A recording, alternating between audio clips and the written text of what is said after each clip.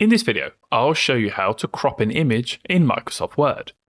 But before I do, make sure to subscribe.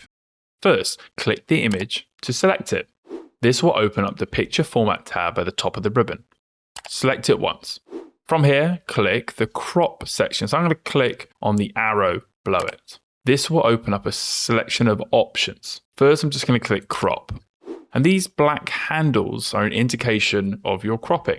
So we can simply move them to crop the image. So if I want that section of the image to be visible and this part to be cropped off, that will happen. So simply move it around until you're happy with the image. For example, let's say I just want the cow's head. I can move these black dials until I'm happy with the image. Let's say this is what I wanted. I simply click Enter, and now I've cropped the image of the cow just to have the image of its head. To adjust it again, select the image, click Picture Format, and then click on the Crop. And you'll notice that the full image has reappeared, but it's in grey.